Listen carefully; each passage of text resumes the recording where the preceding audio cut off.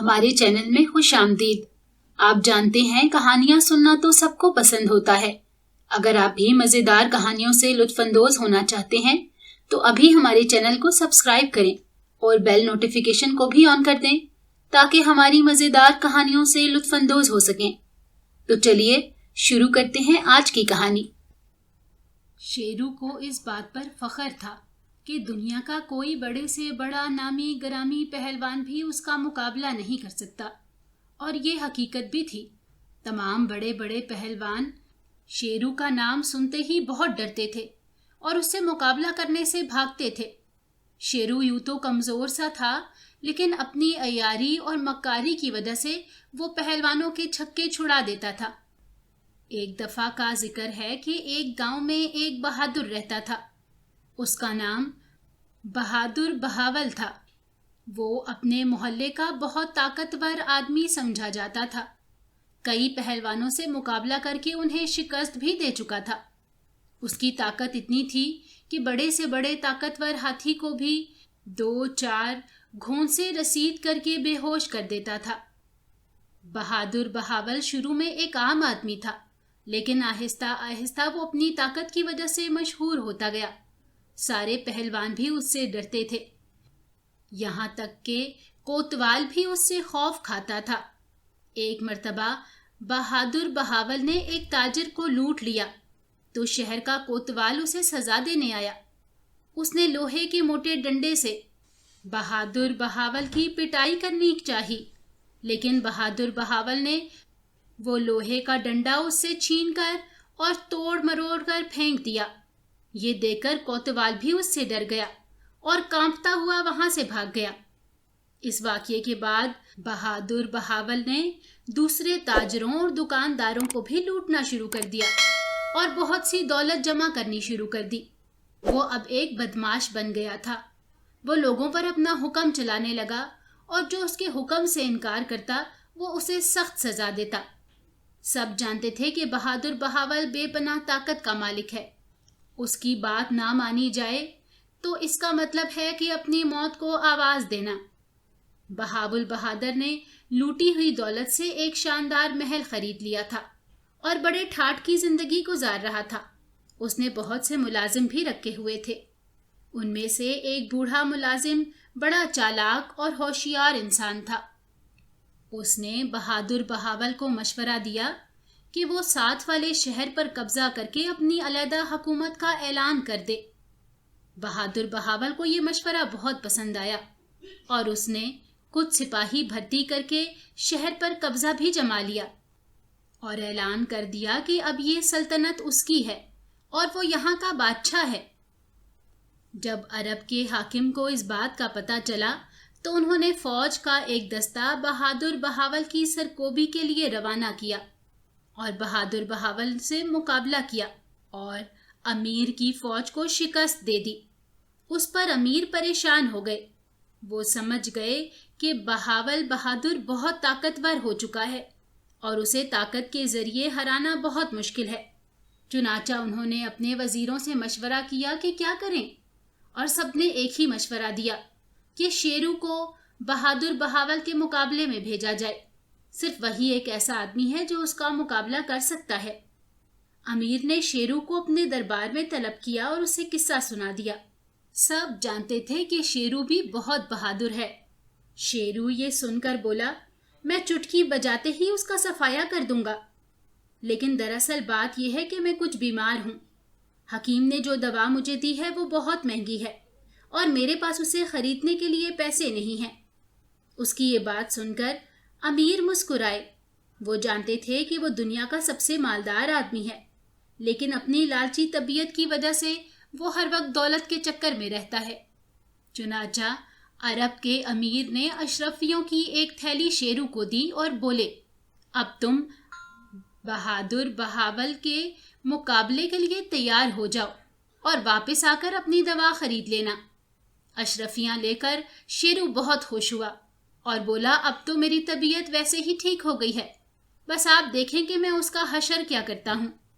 ये कहकर शेरू अमीर के दरबार से निकला और बहादुर बहावल की तरफ रवाना हो गया। شہر میں داخل ہونے سے پہلے اس نے اپنا حلیہ تبدیل کر لیا تاکہ کوئی اسے پہچان نہ سکے۔ پھر وہ شہر میں داخل ہوا تو وہاں ایک میلہ لگا ہوا تھا۔ شیرو میلے میں چلا گیا جہاں طرح طرح کے مقابلے ہو رہے تھے۔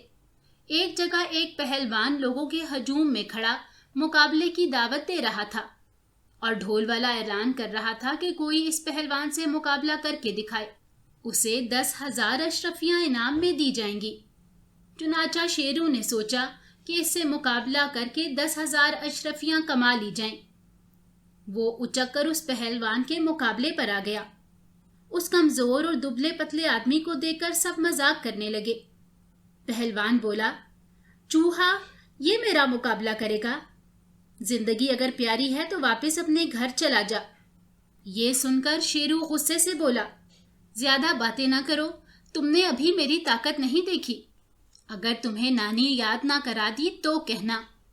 شیرو کی بات سن کر پہلوان کو غصہ آیا اور اب ان دونوں کی کشتی شروع ہو گئی۔ شیرو طاقت میں تو پہلوان کا مقابلہ کر نہیں سکتا تھا۔ وہ ادھر ادھر پھدک کر خود کو اس کی زد سے بچانے لگا۔ پہلوان اسے پکڑنے کی کوشش کر رہا تھا لیکن وہ تو ہاتھ نہیں آ رہا تھا اور چھلاوے کی طرح اس کے ہاتھ سے پھسل جاتا تھا۔ پہلوان اس کے پیچھے دوڑ دوڑ کر تھک گیا اور یہ دیکھ کر شیرو بولا، اے پہلوان، ذرا سانس لے لے، پھر میرا مقابلہ کرنا۔ شیرو کی بات سن کر پہلوان اب ایک جگہ بیٹھ گیا اور لمبے لمبے سانس لینے لگا۔ اب شیرو نے اپنے تھیلے میں سے برفی کی ایک ڈلی نکالی اور پہلوان کی طرف بڑھائی اور بولا، یہ لے، برفی کھا لے، بڑی طاقتور ہے۔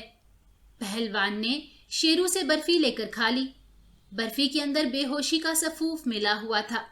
اب پہلوان پر غنودگی طاری ہونے لگی۔ وہ سمجھا کہ وہ شاید تھکاوٹ کی وجہ سے ایسا ہو رہا ہے۔ شیرو نے اسی موقع پر اسے ایک زوردار تھپڑ رسید کیا اور پہلوان زمین پر گر کر بے ہوش ہو گیا۔ وہ دراصل تھپڑ سے نہیں بلکہ سفوف کی وجہ سے بے ہوش ہوا تھا، لیکن سب یہی سمجھے کہ شیرو کے تھپڑ نے اسے بے ہوش کر دیا ہے اور وہ سب لوگ شیرو کے حق میں نعرے لگانے لگے۔ شیرو کو مقابلہ جیتنے پر 10,000 اشرفیاں انعام میں مل گئی۔ وہ انعام لے کر بولا، یہ پہلوان میرے سامنے ایک چوہے سے زیادہ نہیں تھا۔ میں تو اس شہر کے سب سے بڑے آدمی اور طاقتور آدمی سے مقابلہ کرنے آیا ہوں۔ اگر یہاں کوئی اتنا طاقتور ہے تو آ جائے میرے مقابلے پر۔ یہ بات بہادر بہاول کے کانوں میں پہنچ گئی اور وہ غصے میں آ گیا اور اعلان کیا کہ اگلے دن وہ اسی میدان میں شیرو سے مقابلہ کرے گا۔ اگلے دن شہر کے لوگ اس میدان میں جمع ہو گئے۔ میلے کے سارے تماشے ختم ہو گئے اور سب لوگ شیرو اور بہادر بہاول کے مقابلے کا انتظار کرنے لگے۔ کچھ دیر میں بہاول بہادر بڑی شان سے اپنی بگھی میں سوار ہو کر میدان میں داخل ہو گیا۔ شیرو تو پہلے سے ہی میدان میں موجود تھا۔ اب مقابلہ شروع ہو گیا۔ بہادر بہاول کے سامنے شیرو ایسا نظر آتا تھا جیسے ہاتھی کے سامنے چونٹی ہو۔ شیرو نے یہاں بھی وہی طریقہ اختیار کیا اور مقابلہ کرنے کی بجائے دوڑا دوڑا کر بہادر بہاول کو تھکا دیا۔ کچھ دیر تو بہاول بہادر اس کے پیچھے بھاگتا رہا لیکن پھر تھک گیا۔ تبھی شیرو بولا، اے پہلوان، دوڑ دوڑ کر تو پسینے میں نہا گیا ہے اور مجھے تجھ سے بہت بدبو آ رہی ہے۔ میرے پاس ایک خوشبو ہے، اگر تو اپنے جسم پر چھڑک لے تو یہ بدبو ختم ہو جائے گی۔ یہ کہہ کر شیرو نے ایک شیشی بہادر بہاول کو دی اور اس نے عطر اپنے جسم پر چھڑک لیا۔ یہ دراصل بے ہوشی کا عطر تھا۔ چنانچہ آہستہ آہستہ بہادر بہاول کی آنکھیں بند ہونے لگیں اور وہ سمجھ گیا کہ شیرو نے کوئی چالاکی کی ہے، لیکن اب تو وقت گزر چکا تھا اور وہ بے ہوش ہونے والا تھا۔ جو ہی شیرو نے دیکھا کہ وہ بے ہوش ہو کر گرنے والا ہے تو اس نے بہادر بہاول کے جبڑے پر ایک زوردار گھونسا مارا اور بہادر بہاول زمین پر گر کر بے ہوش ہو گیا۔ سب لوگ یہ دیکھ کر پریشان ہو گئے اور شیرو کی شان میں نعرے بازی کرنے لگے۔ ادھر امیر کی فوجیں آ گئی اور انہوں نے دوبارہ شہر پر قبضہ کر لیا، جبکہ بہادر بہاول کے محل اور تمام دولت پر شیروں نے قبضہ جما لیا۔ اگر آپ کو ہماری کہانی اچھی لگی ہے تو ہماری ویڈیو کو لائک کریں اور ہمارے چینل کو سبسکرائب کریں اور کامنٹ سیکشن میں اپنی قیمتی رائے کا اظہار کرنا نہ بھولیں۔